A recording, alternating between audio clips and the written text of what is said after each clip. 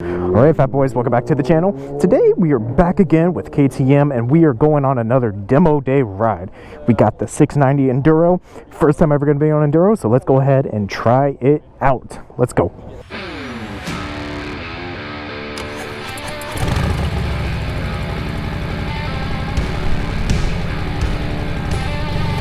Alright guys, let's go ahead and hop on. Turn the key. Enduro bike's already really freaking tall. Whew. On the tippy toes. So this is going to be my first time on an Enduro bike. I have no idea what this is going to be like. This is going to be really interesting. You see that we have different traction controls. You have different maps that you want to choose. You have your high beams, low beams. You got your turn signals, push them to cancel. You have your kill switch, you have your starter, and you have your horn. As a person that's ever been on an Enduro bike, I will tell you these bikes are tall. Can barely tippy toe it. And man, I will tell you what, this just feels like I'm riding a dirt bike.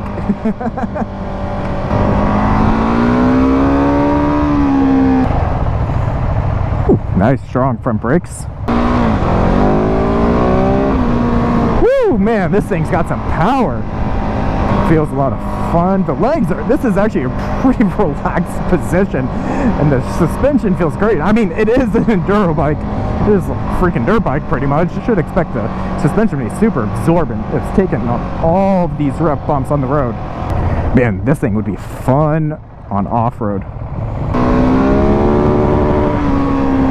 That was red line. I don't understand why people consider these squid missiles in a way.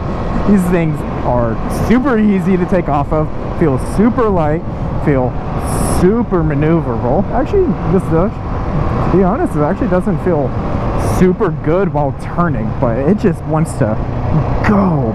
So I feel, and it feels really good over all of these bumps in this road, because this is not a good road, and just feels like it just takes everything like a champ.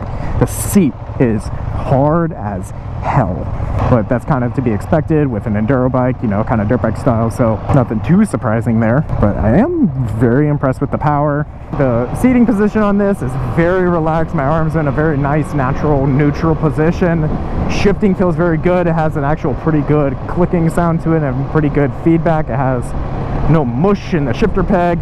The braking feels really good, and my feet are in a really nice relaxed position. I feel like I'm almost sitting on like the edge of a seat right now, so my knees are very relaxed, bent. If I want to, I can stand up super easily. I will tell you what, these tires are not meant for this road. They have all the knobbies on them, so it doesn't not feel that good on the road. It doesn't feel like I have a lot of good grip.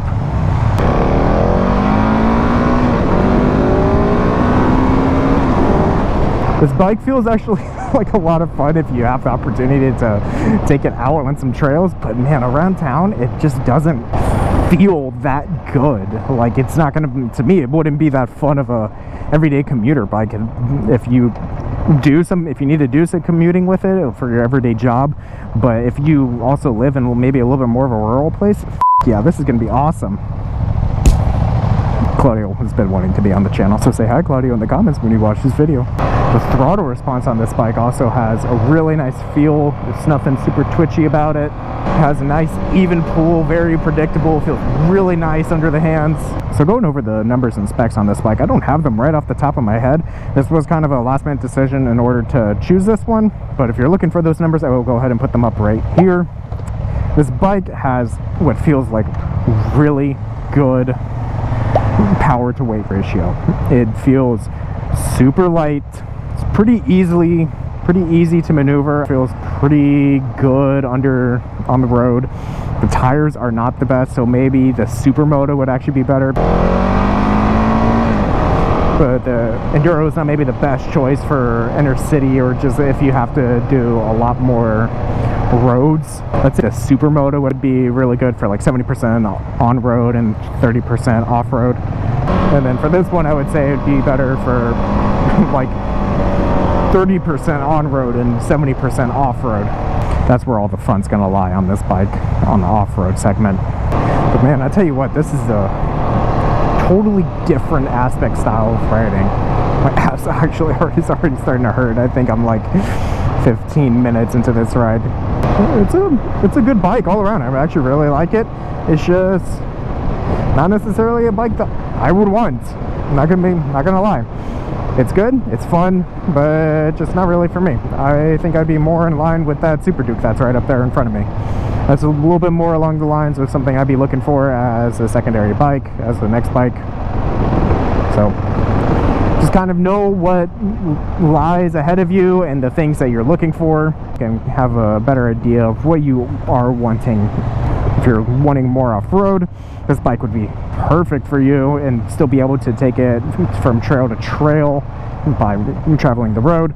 But if you're just gonna be on the street, not really for you. Not gonna. If you're wanting for the inner city commuter, I actually don't really recommend this bike. It's not gonna be very good for you. Everything about this bike feels good, but it's just not one of those bikes I'd recommend for the inner city person. I feel like this bike does hit red line pretty quick. I don't want to take these corners too hard because I don't really trust these tires on corners.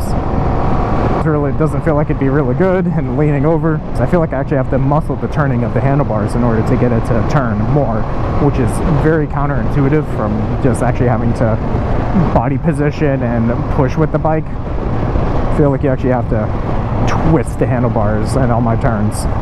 Again, it's just a totally different style of riding that I've never done before, and so this is my first initial feedback on not only the KTM 690 and Enduro, but also on any Enduro bike. I do wish there was a gear indicator on this side, on this display right up here, which there isn't. It does display your miles per hour. Other than that, it really doesn't, and shows you the time, but other than that, it really doesn't show you much. I kind of wish it showed you the gear, but nothing too big. You just kind of really have to pay attention to that. I just don't necessarily know this bike that well, so I keep second guessing what gear I'm in. See, like through all that, I feel like this bike would be great, but I ain't gonna do that. Oh, this is gonna handle it like a champ. All of this horrible road, this bike handles it like a champ. Just what it's meant for. The back roads, the horrible roads, the good, there is no good. What it's meant for, the bad, the ugly, and the worst. So nope, super easy to find neutral on this bike. Didn't even mean to. Kind of meant to by wanting to put it into neutral, but just super easy, slid right into it. Alright guys, that's it for this video. My GoPro ended up dying, sorry you missed that, I was coming back in, but it is what it is. If you like this video, go ahead and hit the thumbs up, and don't forget to subscribe to the channel, and make sure you ring that bell notification. Make sure you catch us on the next one. Peace.